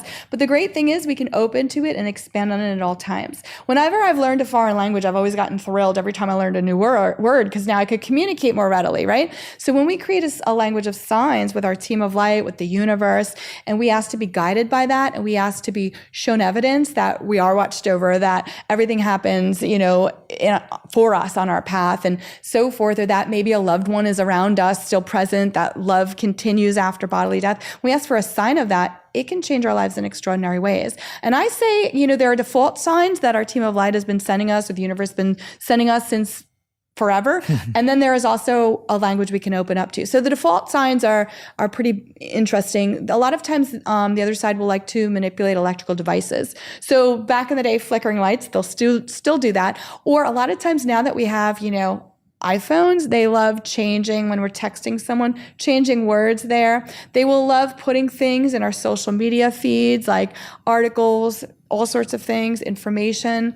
They'll still, turn the TV off now and then to let you know they're around.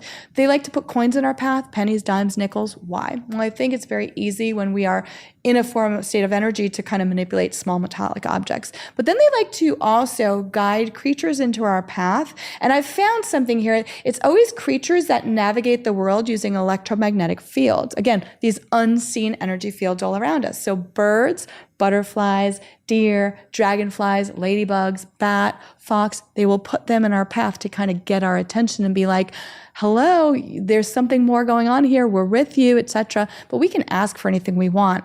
A lot of times the universe too will send us signs in numbers. Like, I am not a math person. I taught high school English for 20 years. I'm all about literature and energy and connection, but I have great respect for math. And it has been taught to me from the other side that the whole way this kind of materialistic paradigm works is through sacred geometry.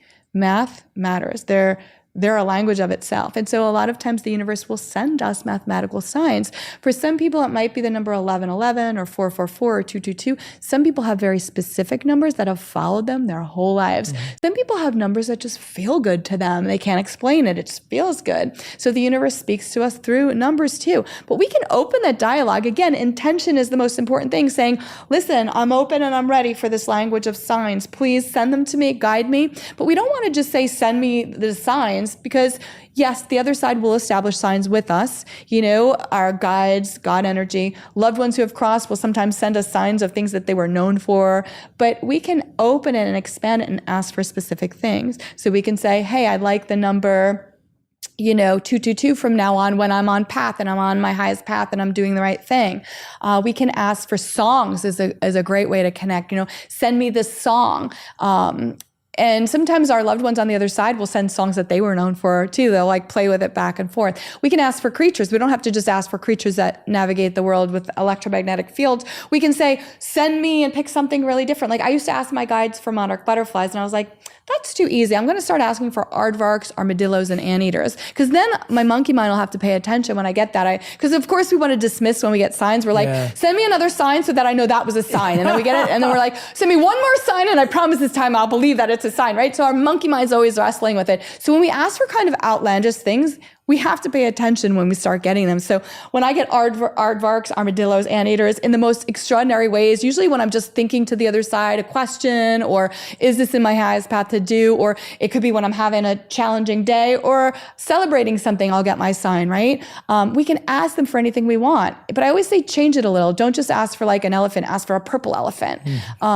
We can ask for phrases too, can be a great thing. Ask for a phrase and just be open to the language, be open to recognizing when the other side is talking back to us. I think it can transform our lives. It can help us find our highest paths. It can help us know unequivocally that we are not alone and that we are part of this great fabric of existence, and that our paths are intertwined with other people's journeys and paths in ways that we can't fathom. Nobody gets to understand the impact of their spiritual self while they're here. When we cross and we do, this life review, where in an instant we're able to see not only the choices we made, but feel and see how it impact other people's paths. It's mesmerizing, but we don't get to know it when we're here. We just have to kind of trust that we're doing it. How do we trust we're on our highest path? Well, using a currency of forgiveness, kindness, gratitude, love, those things. And I love the way you're speaking about how it's so different for everyone. And you're so right. Like we all second guess signs because we've been so conditioned to not believe in the, subconscious. So there's a part of us that's skeptical and cynical, even when, like you said, you get a sign, you're like, show me another one, show me another one, show me another one. And you rightly pointed out, that's that monkey brain. How do you know when, let's say it's a sign you haven't asked for, how do people know when it's a warning versus a positive? Or how do they know when it's like, hey, I'm telling you to slow down versus, oh, this is on the right path? Is that a language that you have to create and build? Or is that something that you're learning to listen to more closely? Well, I think it's learning to listen to more closely, but at the same time, you are building it every time you do that, right? It's honoring it in the proper way. So if something gets our attention as a sign, and we're like, wait, what does that mean? I think the impetus will be like, oh, let me call a psychic medium and ask what that sign means. And that's not what you need to do. You actually just need to get quiet within yourself and you ask your team of light, can you explain to me what that meant? Can you show me something else to guide me with that? Or can you let me feel what that means? And we will have a sense of, oh, this is helping you avoid this, or this is leading you to something. The answer's within ourselves all the time. So all of us have the answers within ourselves. Our problem is we can't quiet ourselves in order to access that part. We don't create space for that. We're always looking to get the answers elsewhere when it's all right there. So if this is what I always say to people, if you got something that you think was a sign, it was a sign. You don't need to get validated by a psychic medium to know it was a sign. If you have that moment where your thoughts, your energy is like, is that a sign? It is. It means they've gotten your attention and you've recognized it. Can you imagine like the hoops and the things that they jump through to get us these amazing signs in the exact moments, and then we get them and we're like, I think that was a sign, but you know what? I'm going to reject it. Yeah. What we do, so when we honor it, and the greatest thing you can do when you get a sign is to tell somebody about it, because then they know and you honor it, and you're also sharing that energy with others, and you're helping open up other people to their signs, right? It's this great chain of light and connection. So I think that the answers are always within us as to what the sign means. Yeah. And if you got something that you think is a sign, it is a sign. Yeah. But what I will tell you is the way the other side works is they do not dwell in fear and they do not use fear. If I ever am doing a reading for somebody or somebody gets a certain sign, it's not to scare them that something bad's going to happen or this or that. It's to guide them or prepare them or let them know, listen, I'm right here with you. You're not alone when you go through this, or we're here with you, right? Sometimes we'll get signs just so that we know we're being loved and supported through whatever it is we're going through. It's not that the other side has this magic wand that can be like, okay, we're going to help you avoid this thing that your soul signed up to go through so that you would grow and learn and understand, right? They're not going to wave that magic wand and stop that from happening, but they're going to be right by our side the whole time being like, you got this. We love you. We're with you. You're so precious. You are so important, right? And having that knowing within ourselves is the most important thing. So it's like getting our spiritual self on, reconnecting in that way and trusting that we have the answers ourselves. And if we just get quiet, we can hear it. Hey friends, I'm Jessica Capshaw. And this is Camilla Luddington. And we have a new podcast. Call It What It Is. You may know us from Graceland Memorial, but did you know that we are actually besties in real life? And as all besties do, we navigate the highs and lows of life together. And what does that look like? 1,000 pep talks, 1,000,000 I've got yous, some very urgent I'm coming overs. Because, I don't know, let's face it, life can get even crazier than a season finale of Grey's Anatomy. And now here we are, opening up the friendship circle to you. Someone's cheating? We've got you on that. In-laws are in line? Let's get into it. Toxic friendship? Air it out. We're on your side to help you with your concerns. Talk about ours, and every once in a while, bring on an awesome guest to get their take on the things that you bring us. While we may be unlicensed to advise, we're going to do it anyway. Listen to Call It What It Is on the iHeartRadio app, Apple Podcasts, or wherever you get your podcasts. In a galaxy far, far away. No, babe, that's taken. We're in our own world, remember? Right. In our own world, we're two space cadets. And totally normal humans. Sure, totally normal humans. Embark on a journey across the stars, discovering the wonders of the universe one episode at a time. We'll talk about life, love, laughter, and why you should never argue with your co-pilot. Especially when she's always right. Right. And if we hit turbulence, just blame it on Mercury retrograde. Or Emily's questionable space piloting skills. Hey, join us on In Our Own World for cosmic conversations, stellar laughs, and super corny dad jokes. Listen to In Our Own World as a part of the My Cultura podcast network, available on the iHeartRadio app, Apple Podcasts, or wherever you get your podcasts. And don't worry, we promise to avoid any black holes. Most of the time. What's up, y'all? This is Questlove, and at QLS I get to hang out with my friends, Sugar Steve, Laia, Fontigolo, Unpaid Bill, and we, at Questlove Supreme like to nerd out and do deep dives with musicians and actors and politicians and journalists. We give you the stories behind all your favorite artists and creatives that you have never heard. I'm talking about stories behind their life journeys and their works of art. I love QLS because of the QLS Team Supreme. They're like a second family to me. If you're a fan of deep diving into music, everything, almanacking your musical history, and learning things about hip-hop artists and things you never thought, then you're a lot like me. But you're also a fan of Questlove Supreme. One of the things I love the most about this show is that we get to learn from the masters. I look at being on this show as my graduate program in music. Listen to Questlove Supreme on the iHeartRadio app, Apple Podcasts, or wherever you get your podcasts. Suprema! Yeah, I'm so glad you went into the clarity of that, because I think for so many people, they think that fear or that anxiety is a sign. And to know that that's not how the universe communicates in that frequency, I think is a really clear line for people to draw. Yeah. Because I think often we think we're sensing things, but most of them are based on worry, anxiety, or stress or pressure. And that's a very real thing. And I think the stimulus that is out there in our world, it perpetuates that. It's like the snowball effect of anxiety. The other thing is too, just being an energy reader in the world, which we all are, we pick up on other people's anxiety and energy, and it snowballs for us. Yeah. Listen, I'm a psychic medium, and I get really bad anxiety sometimes, especially with my 3 kids, right? I'll be like, but what if this happens? What if this happens? And I have learned to understand that fear is a liar, that anxiety is a liar. And so when I get these moments of chattery anxiety, I take a step back energetically. I ground myself within my own life. It's like grounding myself in my own being, right? And I say this to myself, actually, everything is working out for me. and I just leave it because it silences the anxiety immediately, because it reminds me that I am guided, I am loved, I am protected, and that I'm never alone. And I think it's so important for us not to feed into our anxiety cycles, right? And some behaviors can help unplug from that too, right?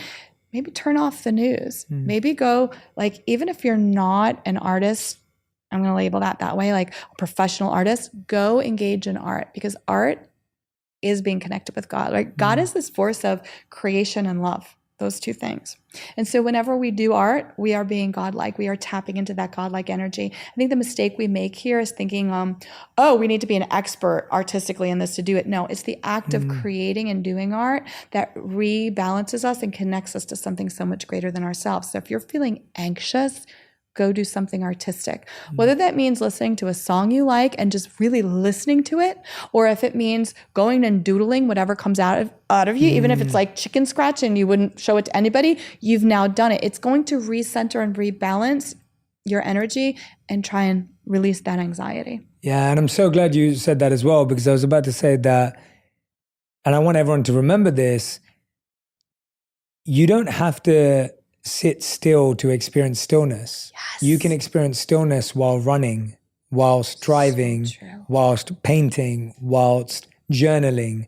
Stillness doesn't mean not moving, right? And I think we have that belief that to make that distinction. Yeah, like my conversations with myself or my conversations with the universe mostly happen while I'm driving on my own.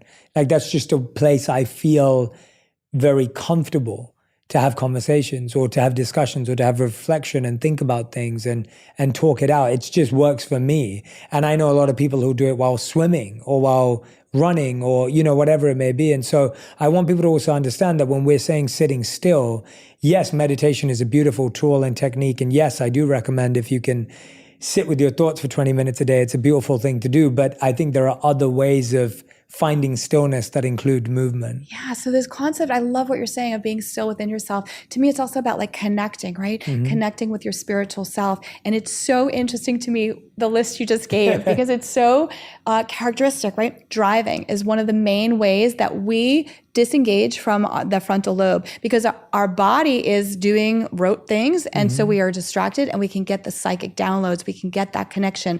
What you're calling stillness is that state of connection, right? It's so magical. Another way, taking showers, people get it. Swimming, running and exercising gets you into that state of connection too. A lot of times athletes, writers, musicians, artists, people will describe it using the same exact word. They say, I don't know, I was just in the flow. So being in the flow is also like being connected in that state of stillness and then in the outside world. It doesn't mean you're sitting still. It means you're in a state of spiritual connection, right? It is there for us at all times. You could be at a loud, chattery party and you can be still within. It's just going into yourself, knowing and feeling that. And it is something you can feel. Some people I think like to work with different exercises to be able to feel that. And some of them will use like chakra points or meridian points to really feel that energy coming in. And those are all wonderful tools of exploration people can do. But you can even do it when you're out grocery shopping, getting into that state of stillness, getting into that moment within yourself where you're connecting to, some people like to call it your higher self. Some people, I call it my team of light, God, universe, whatever you want to call it. The word doesn't matter. Being in that state of being does. And you are always in your highest flow when you're doing that. And you're always going to be guided on your highest path when you get calm and you trust that. As a medium, you obviously interact with people on the other side. And I wanted to know how has that transformed your view of grief and loss? Yeah, it's transformed it completely. And it is such a gift and a blessing.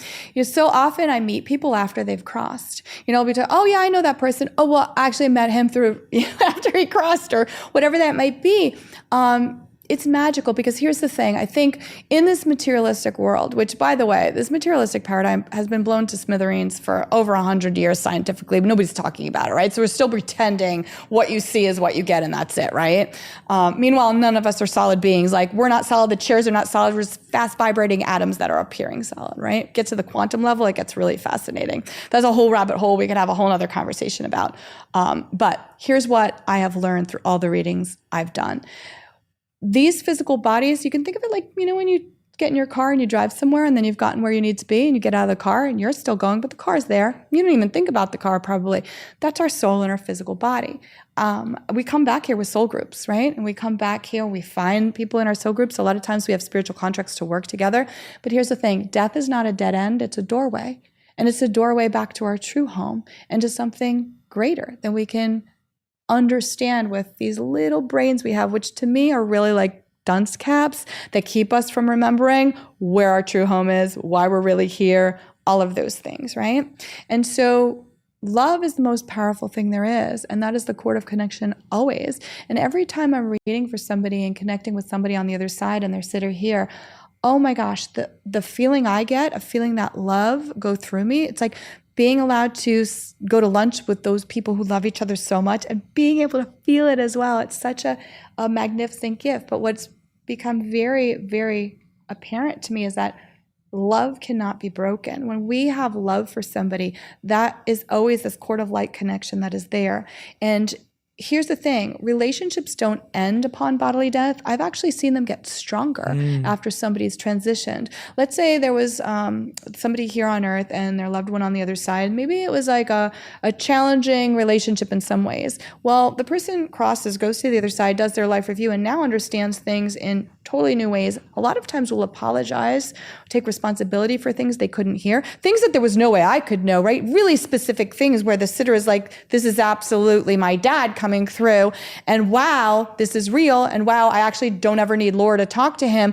This love and forgiveness, this relationship is ongoing. And what's more is I can ask him to send me signs as tangible proof that this is real, he's still present. And it changes how people live in the here and now because they realize, and it changes, I think, their grief journey. Listen, there's no shifting the physical loss. Do we love hugging each other? Are we physical beings right now? Yes, and we want that physical touch and ability to, hear someone's voice. But when somebody transitions to their side, they're still very present and loving us. They just don't have voice boxes or arms to hug us. They're going to find ways to do that by sending us signs. And so opening up to that language with our loved ones on the other side and saying, show me that you're still present, guide me, asking for a sign and receiving it like 2 minutes later, it becomes an undeniable truth for you. Or asking for it and then getting it on a very special day like your birthday. You just begin to understand that death is not real. It's real in a bodily sense, but there is something so much greater that comes after. And here's the part where I love to tell people to start looking into and reading literature on studies of people who have had near-death experiences, what they've seen, children who have past life recall, deathbed visions of people talking about their loved ones and their relatives in the room with them right before they cross who had died years before. All of it validates the other information. I remember reading this study of somebody who was going through an operation, had cardiac arrest, saw all the surgeons, heard what they were saying, zoomed up and out, and as they were leaving, they had like clairvoyant vision. Their vision, they saw a red sneaker like wedged in like the top of the roof of the hospital, and then they were in cardiac arrest, I think. They restarted their heart, jumped back in their body. And when they woke up from this operation the next day, they're like, oh yeah, I had this experience and there was this red shoe there. So they sent the custodial staff up, and sure enough, you couldn't see this with the human eye anywhere. And this is way back before drones existed. There was the red shoe exactly where they said. How can we explain that? How can we explain any of these things? Our existence is so much more mysterious and miraculous and guided than we can fathom. We are so watched over. We are so loved. We are so inherently important to the people we meet and the people we're connected to. And that is what the other side has taught me. That is what people who have crossed have taught me. They have talked to me too about what they're most proud of in the things that they have done here in the world. And a lot of times it's like what they did for others that is still reverberating. One of the things I love is that people who have crossed will talk about things that their loved ones are doing in their name and the here and now. Anytime somebody raises money in someone's name, let's say they run a marathon, guess what? Your loved one's right there with you, and they're going to find signs and ways to show you. If we go, let's say we have somebody on the other side who crossed and it's their birthday, and we go to the ice cream store and we're like, here's, $20, whoever the next people buy it, tell them it's on like this person's name. Like that person still allowed to be connected to this beautiful chain of light and goodness here on earth. So I think it's really beautiful to embrace this understanding that our relationships don't end with bodily death. We do need to communicate in a new way, but you don't need somebody else to access that for you. You don't need to go to a psychic medium to talk to, your grandma on the other side. You just have to get quiet within yourself, link up, set your intention, ask your team of light for help, and start creating a language of signs back and forth, because you're going to get them and you're going to see. I always say when I do sessions with people, and I love it and it's very sacred to me, and I'm not dismissing the power of that and how beautiful it is. But I'm always saying, like, you don't need me. It's like if, you and your loved one wanted to go out to lunch and I'm like, hi, I'm going to come along, but you can't talk to each other. You have to pass the messages back and forth through me. You don't need that. You don't need me ever, right? So we can learn how to do this on our own. And I think if people are unsure, but they're willing to test it and start creating a language of signs, I think they're going to be blown away by what happens. And it's a very interpersonal thing where you try to explain the sign you got to somebody else, and it's like, I can't even explain how amazing this was and what happened. But there were a couple of things that stood out to me while you were talking. I read this book years ago. It was by Ian Stevenson called Old Souls. Yes! And so if anyone hasn't read that, I highly recommend it. If you're interested in out-of-body experiences, near-death experiences, or past life memories, I think he, across his time and his research, he talks about at least 2,000 to 3,000 cases of all three of those. Yes. And that book is such a great resource, and, such a great thing to look at if you're fascinated by that. And there's so many examples, like you gave with the red shoe in there. Oh, there's so many great books on this too. That's why I say to, like, ask the other side to lead you to the right books, because that's how you can learn so much. I think he worked at a University of Virginia's consciousness lab, which is still ongoing. There's still so much research coming out of there. It's really phenomenal. And that was the one thing. And the other thing that came out was, I love this idea of how when someone passes on, your relationship can actually strengthen with them rather than weaken with them. And I love that just as an idea and as a concept, let alone the fact that it can actually work in the way you're saying it. And I think our relationship with the death, like, I think what you're saying is that our relationship with death changes when we recognize that it's not the end and that it's a doorway. 100%. And it's almost like that's one of the things, again, talking about things that have been hidden in the world. I think death is one of those topics that's hidden. Right. It's a subject matter that's hidden. It's almost taboo. It's taboo. It shouldn't be. And it's ironic, right? Because it's the one absolute for all of us. Yeah. You think we'd be exploring this more. And the other thing is, we all have people we love, animals we love, who have crossed. We all are going to have to deal with grief in some way. Why are we not talking about this? Why are we not exploring this concept, right? Almost everything we've talked about today is so, it can, like everything in the world, this can be so beautiful and wonderful, and it can also become an addiction and a crutch and a kind of, if done in an unhealthy way. So if someone's obviously doing this from a place of trust instead of a place of fear, we know that's a healthy relationship with your signs, with your team of light, etc. But for someone else, often what I find, there may become a over-dependency out of fear, or an addiction to trying to figure all this out all the time out of insecurity or fear, not out of trust. And I think with anything in the world, we see that. Anything in the world, if done through trust, can be beautiful. And anything in the world, even if it's really good for you, even meditation done through fear, is not going to have the same result. So how do you encourage people to constantly tune into the healthy version of what this can look like, and maybe not get caught up in like the constant worrying and the checking that often leads to their curiosity in the first place? Yeah, it's very interesting, right? Because I can see how you could go down like a lower vibrational path with this.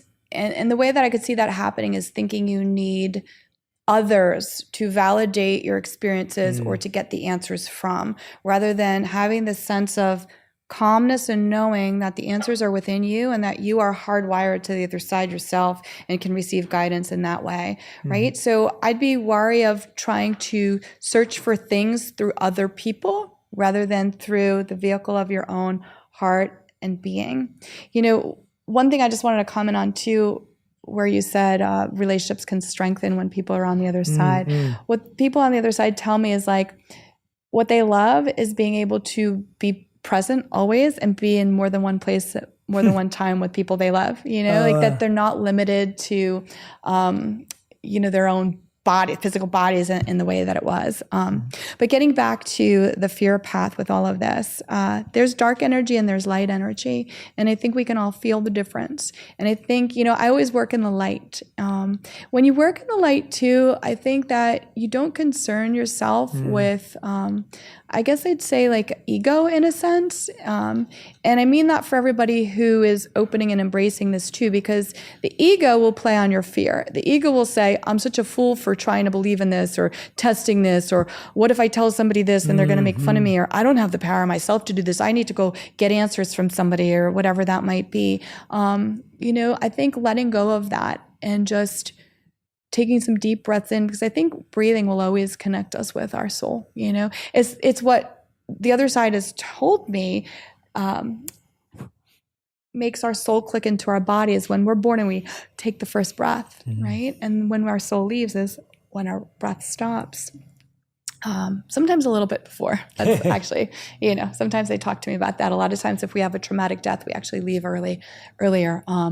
But I think that when we breathe, we can dispel the fear. So if we're starting to feel like focusing on something, it's funny, like when you talked about infatuation, I think that can happen with lots of things, not just love, right? So getting infatuated with this, like, I need all the answers now to my life. I need to know this, like, I think it's very important to take a deep breath in and be calm and know that the answers will be given to you in divine timing. There have been times too where I've read for people, or even on my own path, where I've gotten certain information and I'm very aware that I'm not meant to know more until a certain time. And that might be because I need to experience a lesson for myself or whatever it is. But surrendering to that, I think, is important. That's peace, though. That's peace. Yeah, that's what I mean. That's such a beautiful relationship with this art form to have, because it's what I often feel like we're so addicted to the answers or wanting to get the answers that we don't know if we ever put in a sincere request. Right. It's almost like you're at a restaurant and you're like, where's my order? And then you realize you forgot to place the order.